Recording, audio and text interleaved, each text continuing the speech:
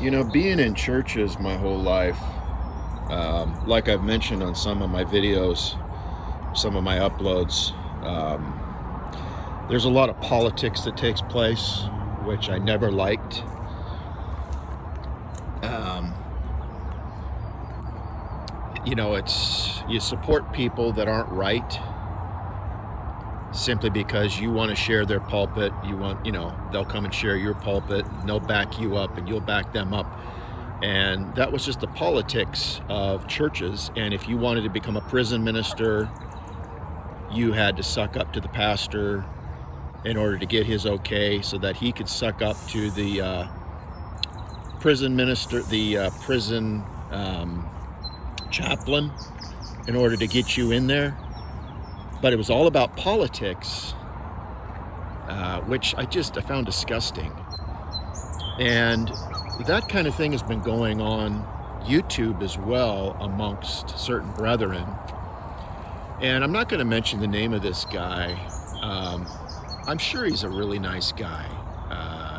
So there's just no point in, trying to bring him up. But, I did prison work for 5 years, and I became very familiar with prisoners, saved and lost.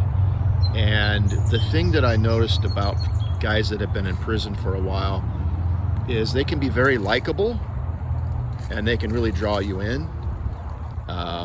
But they have a problem with politics, and they have a problem with being full of bull. They really have a problem being full of crap, and they're always working things. You don't have anything in prison, so you have to know how to get things out of other people. You're always trying to con other people. That's the perfect name for them. They're convicts, because they're always trying to con people out of something. And I had so many of them lie to me about just so many things in order to try and get something from me. And that's just the nature of a convict. So when they get out, I don't expect anything to be different. And they may be great guys. They may be really nice guys. And they may know a lot of Bible, and I'm not saying God doesn't use them, but you just got to be careful. There was one that got out of prison, I don't know, in the last year or two, whatever it was, and was really hot and heavy to try and buddy up to me. And it was, look, I'm just going to say it. The Lord gave me spiritual discernment, a lot of spiritual discernment, years ago. I mean, He didn't give me the ability to make money, I can tell you that. There's a lot of abilities the Lord didn't give me. But discernment, the Lord gave me discernment. He really did. And this guy was getting a hold of me, and it was like the Lord was saying, look, just keep your distance. This guy, he wants something. And I don't know. So I kept my distance.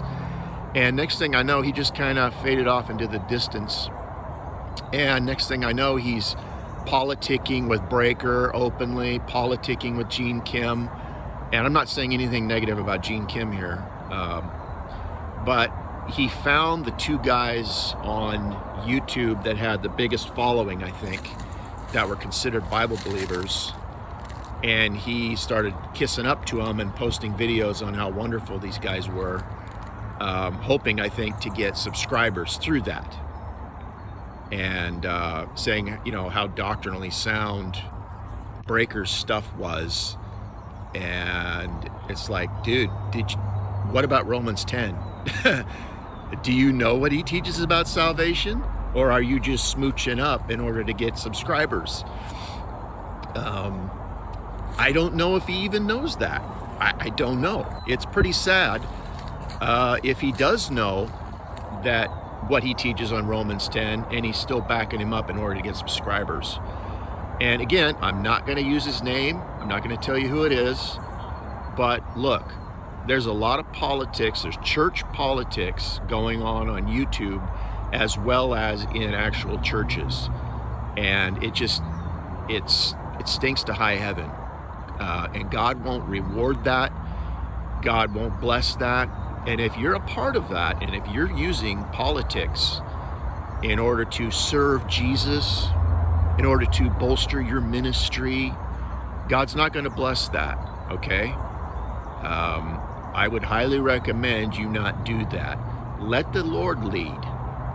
Let the Lord run things. I never even wanted to get into YouTube. I never even wanted to get some ministry going on YouTube. The Lord just opened it up and sort of kicked me through the door. And several times I thought it was going to come to an end. I figured, well, the Lord has done what he wanted to do with this channel, and well, maybe it'll come to a quiet conclusion, and that'll be it. I just let the Lord lead, and the Lord just kept bringing stuff in. He brought, Robert Militello in, which I didn't manipulate. He brought other stuff in, and he just keeps it going. I haven't had to politic with anybody or manipulate anything, and I'm not monetized. I don't do this for a buck. This isn't, I'm not trying to make a living off of this thing, which so many are. But I guess that's all I have to say about this. It's very disappointing when I see some of this stuff taking place, and it's also encouraging to me that the Lord was very clearly once again saying, hey man, stay clear. This guy's just trying to use you. He's just trying to politic with you. And I stayed clear, and then the fruit started showing. The motive revealed itself. So do it God's way. Do it an honest way. If you have to politic or I don't want to use the world's expression, if you have to kiss up, that's the wrong way to do it. Stay real, stay sound doctrinally, stay true to the book. All right, I guess that's enough.